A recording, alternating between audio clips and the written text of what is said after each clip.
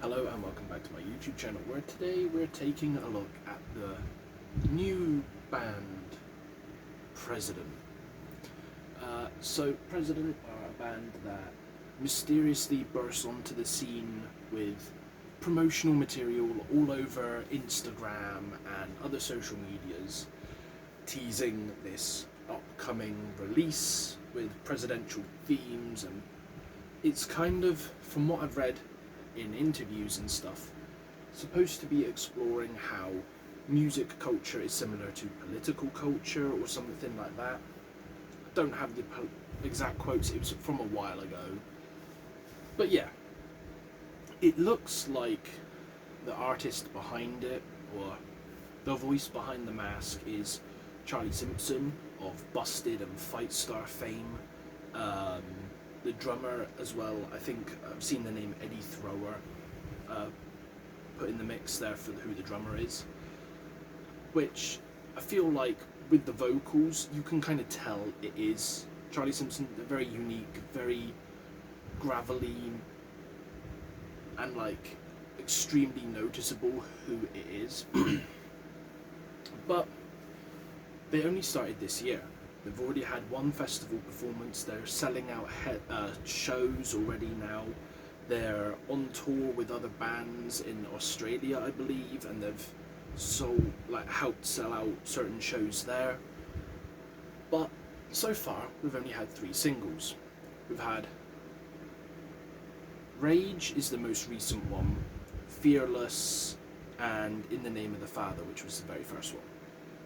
So, In the Name of the Father, I really enjoyed. I thought it was pretty solid. You know, it's what people have dubbed octane core, like radio metal, but it's not shit. It's enjoyable. Like, I've listened to it a lot. Before their 3rd song came out, I'd already had like 2 hours of playtime on their listening. Oh, don't mind me. The cat. 2 seconds. I think I have to let her out.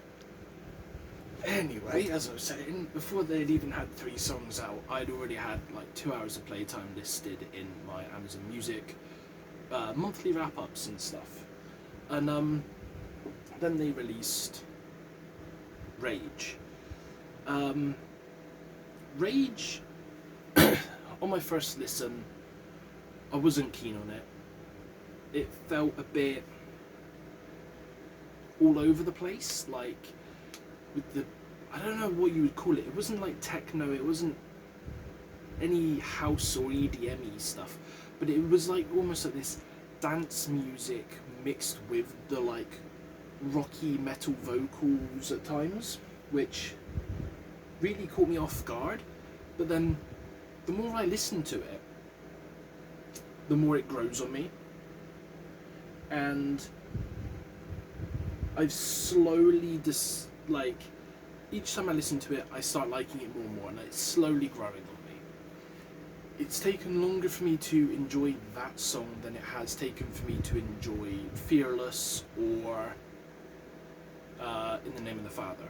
Now, obviously with Fearless, there was a music video released, pretty, solid music video.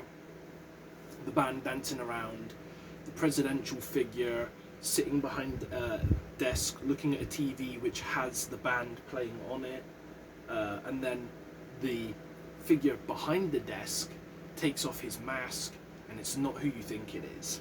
So they're throwing like red herrings in to try and throw people off the scent. I've got a hair tickling my nose, apologies. And it's interesting. Currently, my playtime for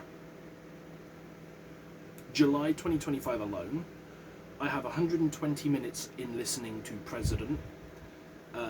In the Name of the Father is my top song of July with 15 plays, and Fearless was 4th with 12 plays. And it sits between like Sleep Token, Sabaton, and God is a Weapon by Falling in Reverse is 3rd place. So yeah, that's a topic for a different fucking day. But anyway, so those two songs get frequent replay. And with all this said, like I said, they only have 3 songs out currently. And at the time of choosing to talk about this, they had only just done their very first live show. It was at, was it Download Festival, I think? And I managed to watch the full, performance, thanks to somebody who was live streaming on TikTok. Now, I'd been pretty anti-TikTok until this year, and thankfully, I'm glad I downloaded it just to see this alone, because the performance was worth it. I also used it to watch Sleep Token's performance as well, to be fair, but, I was very intrigued as to what was President's live setting going to be like, what was their stage presence going to be like, their stage setup, and it was really cool. They had like the presidential podium with the mic on it. They all came out in suits. Obviously, the vocalist had his presidential mask on with the like Uncanny Valley sort of vibe. The guitarists, bassists, drummer, etc. had like a black, like faceless mask on. Mildly creepy, mildly cool. But the stage presence was there. You could tell these weren't amateur musicians. They definitely had that seniority on the stage. Like, they came across like they knew what they were doing, which obviously, if it is who is suspected to be the band, would make sense. But yeah, they performed, I think, 5 or 6 songs, with like an interlude, I believe, was in there. I could be wrong. But again, the performance was solid, the vocals were solid, there was some good delivery on the vocals for a live show, especially from what I could get through a TikTok feed, live stream. And I was pleasantly surprised. I wasn't sure what to expect. I didn't know if they were gonna have like the whole podiums and like things like that, but it was, for what it was, which was like a half an hour set or something, or a 20-minute set, it was good, it was fun, I enjoyed it. And then, not long after this, they announced, obviously they're going on tour, I think it's with Architects in Australia. They're doing their own little tours where they're selling, or like shows where they're selling out, and they announced their debut EP, which is The King of Terrors, which is coming out on September the 26th of this year, for anybody interested. It's a 6-song EP, so we're going to get In the Name of the Father, which we've heard, Fearless, which we've heard, and Rage. And funnily enough, they're track 1, 2 and 3, and they've come out in 1, 2, 3. And then the songs that we haven't heard yet are Destroy Me, Dionysus, and Conclave, which I believe we did hear at the festival performance, and I assume they've been performing at their other shows as well. So I'm certainly intrigued to hear the studio version of these other songs, which we've heard in a somewhat live setting, because they sounded intriguing, they sounded good, and I feel like obviously hearing the more polished, refined, mastered, edited versions will be more of a enjoyable experience than the live through a TikTok audio, which is probably compressed and messed around with and stuff. And obviously no interruptions, no screaming, etc, etc. I am curious to see what else this band does. I'm not expecting them to unmask at any point in the future. Obviously I know I've thrown around 2 of the names that are linked to it, but that is because it has been everywhere. Everyone pretty much knows that those 2 are involved in a way, allegedly. Some of the other are like members, like the guitarist and bassist. I don't think people have worked out who that is yet, and obviously I'm not going to be digging into it. I didn't even look into it myself. Like, I could tell from the vocals alone that it was Charlie Simpson because I grew up on Busted. I enjoyed Fight Star, like, and then I went when In the Name of the Father dropped and listened to Fight Star, and then I put on this, and it was very, very similar vibes.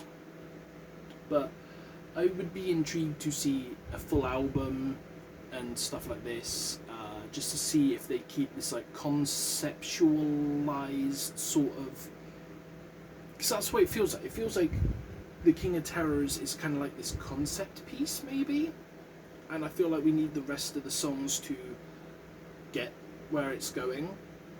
And I wonder if they would do something similar with a full album, or if they would just make like fun songs and release them.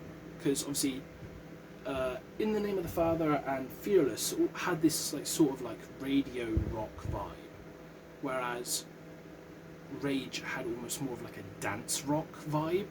So I don't know if each song is going to have like its own different like experimentation sort of vibe to it. If that's going to be President's aim, is to, you know, make fun music where they experiment. They don't have to worry about, you know, oh, it's blah blah blah doing this. It's, you know, we have to listen to it. It's going to be more about like, it's President, not the people behind the masks.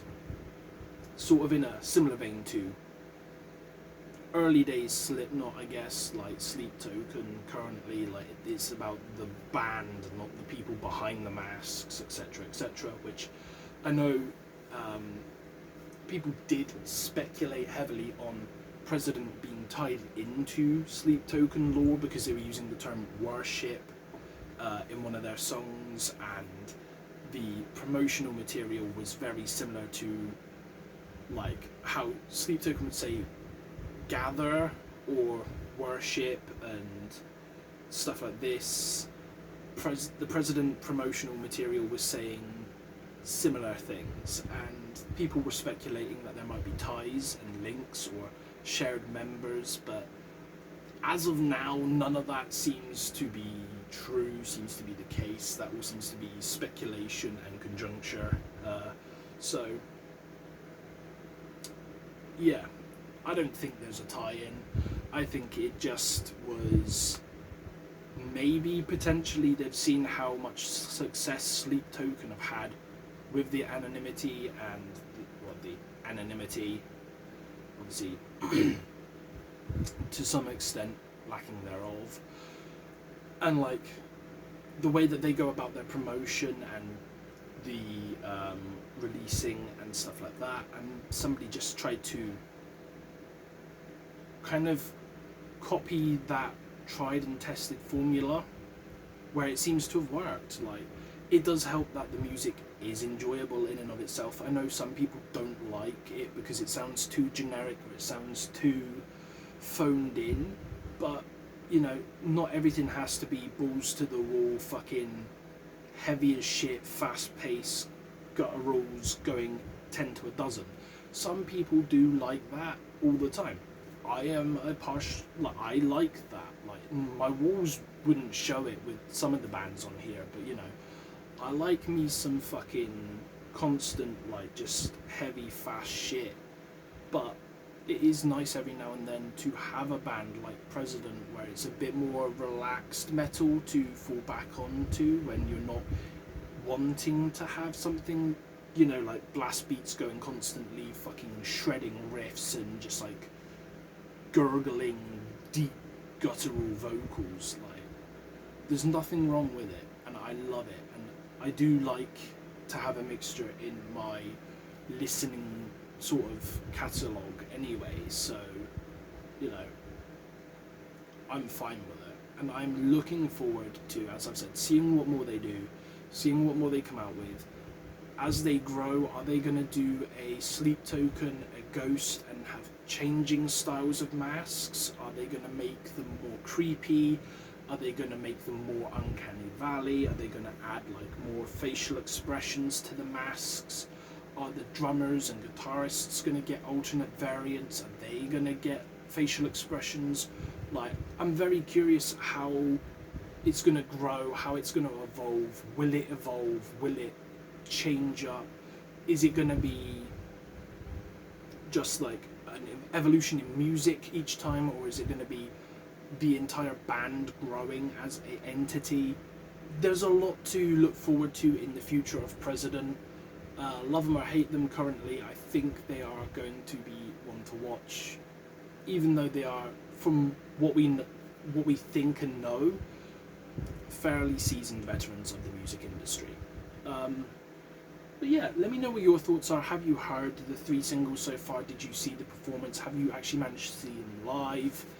Let me know down below. I would love to hear your thoughts on it. And with that being said, I will see you guys in the next video, and remember to stay safe out there, my friends. Goodbye.